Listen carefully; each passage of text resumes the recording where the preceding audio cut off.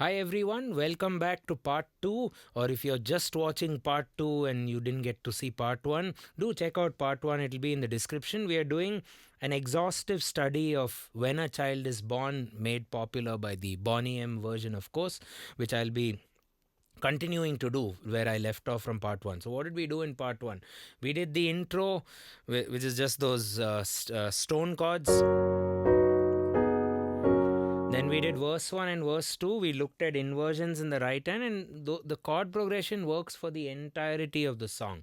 So if you watched part 1 and if your goal is to just play and sing When a Child is Born, and if you're a rather newer piano player and you just want to get by and just do something which works very well for your audience, part 1 should be more than enough. But in part 2, it's all going to be about embellishments and things which are a bit away from the original piano renditions. So I'm influenced more by the orchestral arrangements that are there in a few of the versions of When a Child is Born, and also the bass and drums, which I love to always base my piano playing on as a musician. So verse number 3, we can apply this to verse number 3, and instead of playing just rather boring block chords, what we did in verse 2, we added that extra sort of ghost note with 1 and 2 and 3 and 4 and 1 and 2 and 3, right? And 1 and 2 and 3 and 4 and 1 and 2 and...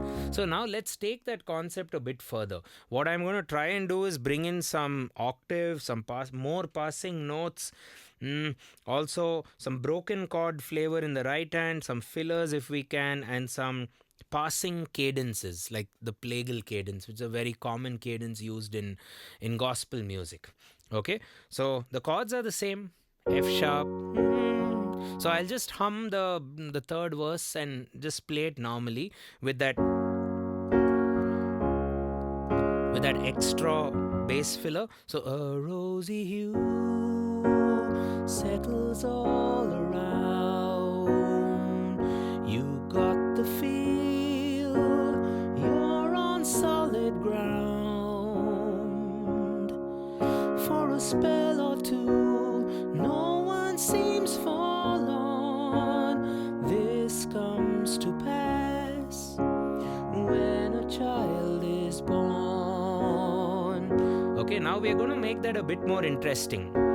First off, with the right hand, a rosy hue. Okay, so block, broken. So the pattern is chord. You can just take it from the high note and arpeggiate 3 notes downward. Now there are 3 ways you can do it. First off, so a rosy hue settles all around. You've got, and so on. Now the other way to do it is, so I'm doing triad, dyad.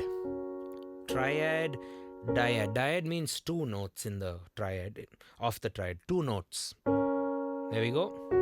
With that outer set, so block.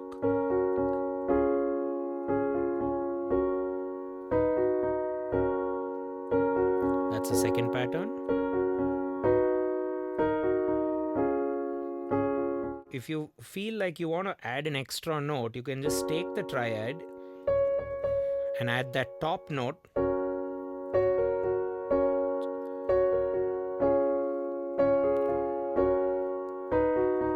Whenever you want, just to add more depth. But I'm going with this for the most part. So let's do that. A rosy hue settles all around. Okay, settles all around. You can do round. So I'm now doing inner thirds. You can do all sorts of color. A rosy hue, so hue settles all around.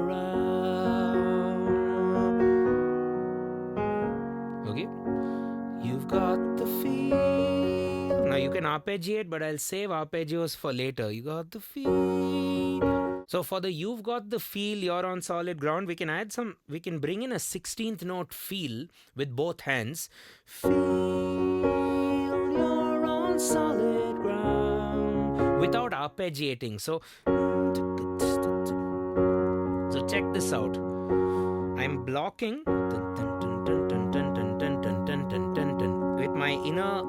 with my thumbs, which are inside. Get that flavor going, as opposed to what we did in the first part. So, got the feel, you're on solid ground. Takadimi, for a spell or two, one seems forlorn. This comes to pass. So a combination of that will be good. When a child is born and born, you can do that. Born. So that's a country technique where only the inner notes move in sixth intervals.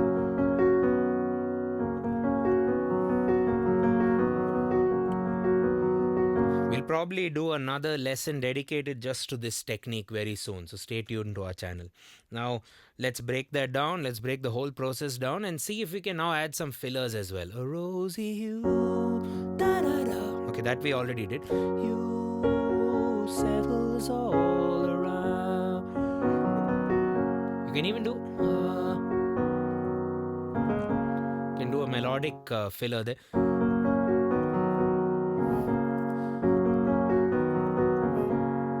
That's a bit over the top, but it could work because the singers are just taking a breath there, right? There's no vocals there. So whenever there's no vocals, it's your opportunity to do something, I guess. A rosy hue settles all around.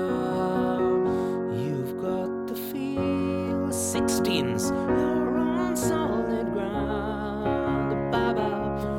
Okay, now at the ground note, again, there's a lot of counts before we go into for a spell or two. So what I'll do is I'll borrow a technique from Elton John. It's a very rock and roll. So you go to the fourth of that target chord. D flat's fourth happens to be F sharp.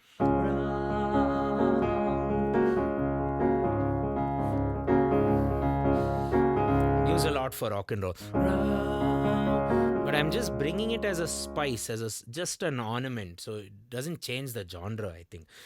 So you're on solid ground, ba-bum. For a spell or two, you can do that passing chord, F sharp over A sharp, or a spell or two. No one seems forlorn. This comes to pass when a child is born.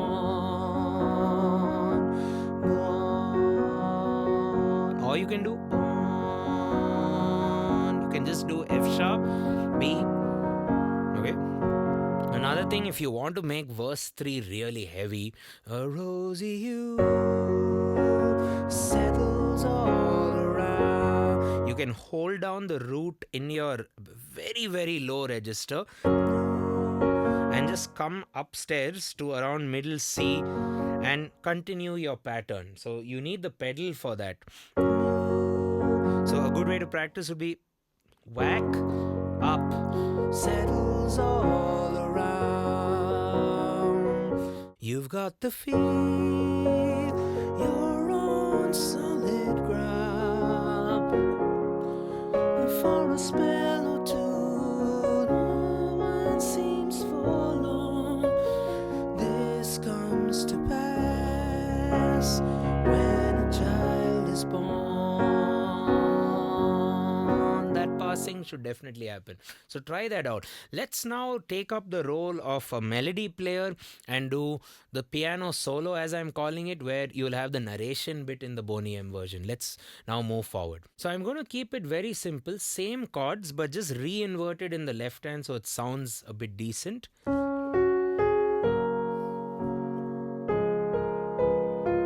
Let's do the basic version. So slowly, D flat, F sharp,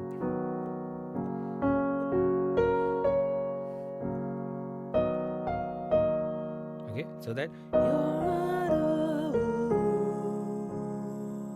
now, so that's D flat. This is how I'm trying my best to play D flat over B. So I'm keeping those outer two and whacking B in the bass.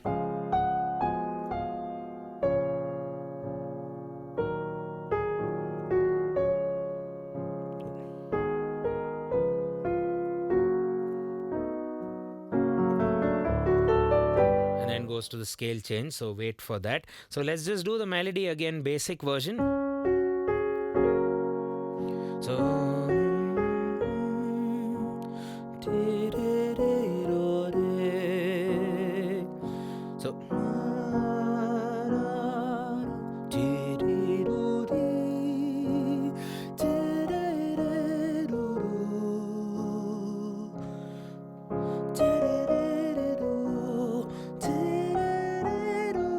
let's just loop that.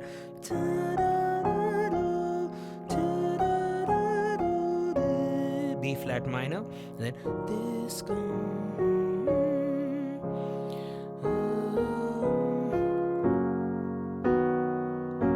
okay, now let's try and add some ornaments. So could do this kind of a slide with a third. So now if you want to go over the top, like I tend to do sometimes, we'll save that for another point. So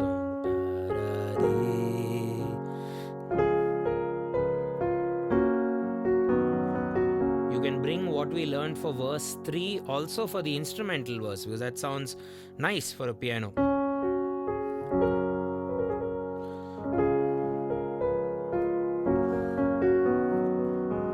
And add that filler. And I'm also doing an F sharp over B, so it's a bit more uplifting.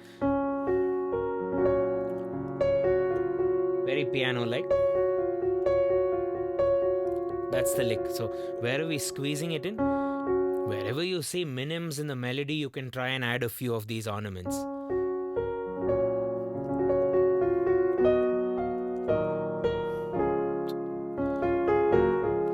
Okay. Plagal.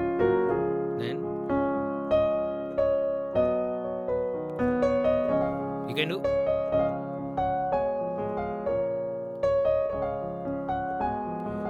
break up the chords in the left. So maybe even in the left you could do down across the land. You can just do a nice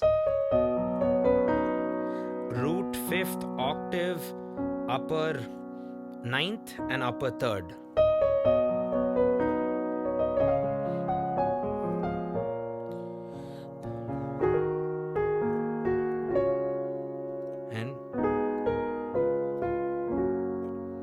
Now the ending, I'm trying to play it in a more choral way.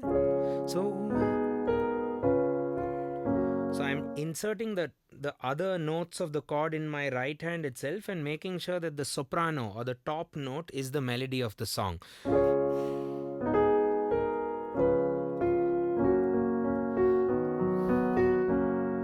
Okay, so whole thing.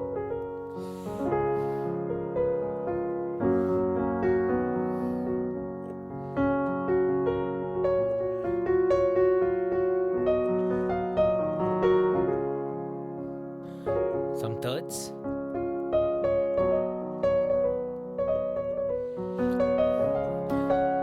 So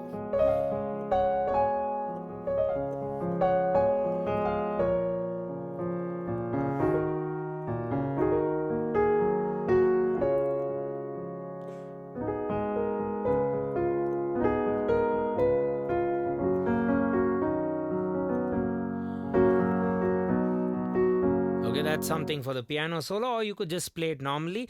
And to cap things off, let's do the scale change. And I have some nice arpeggios for you. So you may want to give your hands a little stretch and get ready. So just prior to the scale change, the modulation section, or that bar or two of information, would be it's exactly as per the original. So your right hand goes F sharp, then B major over F sharp, back to F sharp, and immediately you have to do this arpeggio run. And just to give you the indicator that there is a D7th, which is the dominant of G major, which is our next target scale, I'm inserting D at the very bottom of the piano. I don't know if it's there in the original, or it may not be very strong, but it's good to do it, I think. So,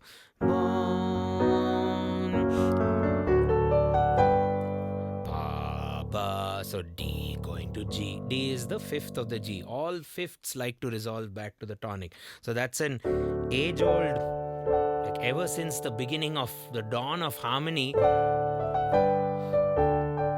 you tend to get that 5 going to 1. Anyway, so once you do the scale change,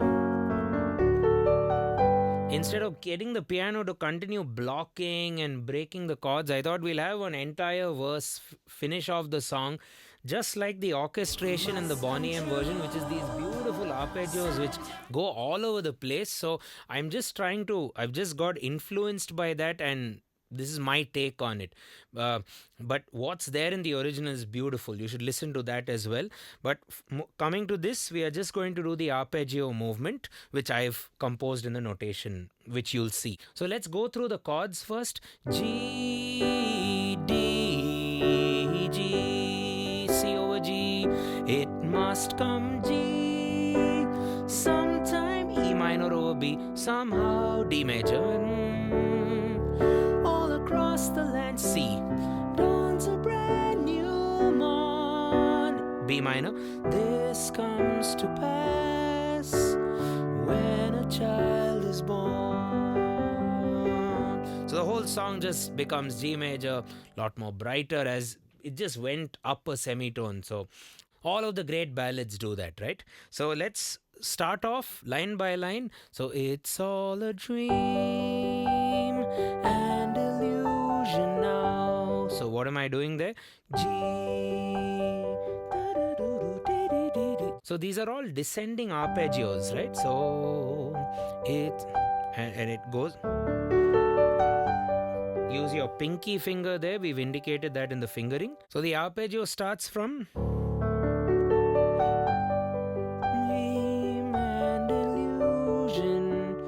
I did and illusion. Two inversions of the same arpeggio. And illusion now. Okay, let's do that. It's all a dream and illusion now. So let's do that slowly.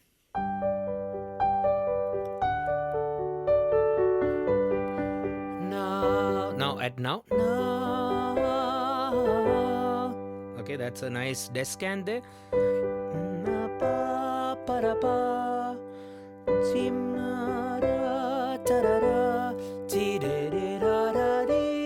Okay, that's the first sentence. It's all a dream and illusion now. It must come, it must. So let's do that again. It's all a dream. D major.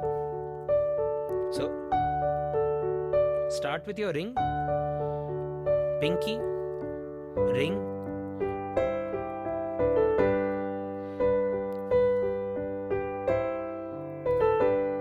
ba-da-ba-da-ba. Now at true. I'm just doing G major, second inversion. True. Sometime soon, somehow. Okay, sometime soon, somehow. That'll be C major, E minor over B, and then now at the D I have something interesting written for you. So it's arpeggios grouped in threes, but yet we are playing semiquavers. So some good accents in there.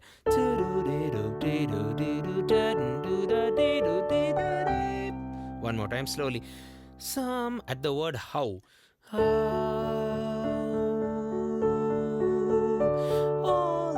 across the land, cross the land, cross. So this is an add chord arpeggio, very influenced by Pink Floyd. Cross the land, cross the land, cross the land. So I've just added different inversions. Cross the land, dawns a brand new. Cross the land, dawns a brand new. That's C major with an add 2. So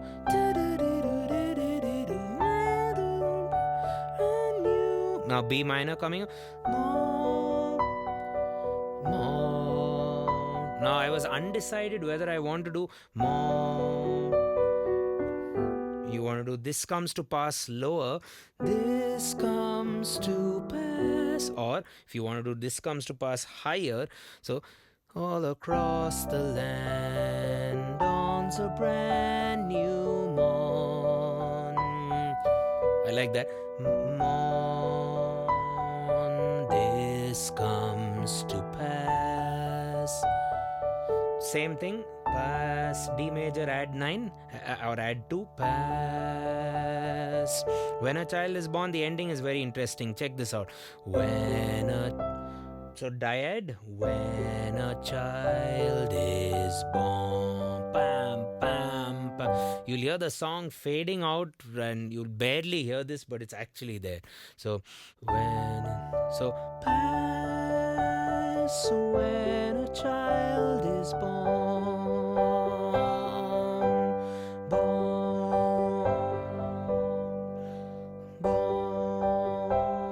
You actually have that Elton John cadence. Let's revise the whole arpeggio sequence without me doing much of talking. So it's all a dream and illusion now. It's just come true sometime soon, somehow. Across the land dawns a brand new morn. This comes to pass when a child is born. Okay, and the left hand, if you really want to push this forward apart from your usual chord roots, you can just play spread chords of whatever you read there. So G major and illusion now. It must come true sometime soon, somehow. Spread chords means all across the 1-5 high 3. Dawns a brand new morn. This comes to pass when a child is born. So this with the arpeggio will be a lot of fun. So do try that out if you can. But otherwise, the point of it is just keep the left hand as simple as possible. You can even play triads like this. Or just make it a bit more epic and a bit more heavy with the spread chords. Right, guys? So in these 2 lessons, I guess you could divide it as something more for beginners in part 1. If you haven't checked that out, check that out as well. And in this part, we've kind of added a few bells and whistles like arpeggios at the last verse. I've given you an instrumental version to play and also some fun with the accompaniment for verse 3 because the song gets a bit heavy. So the main intention was to show you the actual chords of the song as per what I'm hearing. Do let me know in the comments what you thought about the lesson, and our goal was to take you through the entirety of the song because there are a lot of versions out there which will just have one section or the melody is just all over the place, and it's just doesn't seem right. So I hope we've done some justice to the song. It's a great song. Do check it out. And do stay tuned to our channel for a lot more Christmas lessons. There's a playlist in the description where you'll find all of my Christmas tutorials. And on Patreon, you'll have an archive with all the notation, handwritten notes, backing tracks, MIDI files, and lots more for these Christmas songs and everything else we do on our YouTube channel. So do share the video, like the video, give us a comment, and don't forget to subscribe and turn on the bell icon for regular notifications. Thanks a ton for watching the video. I will catch you in the next one. Cheers.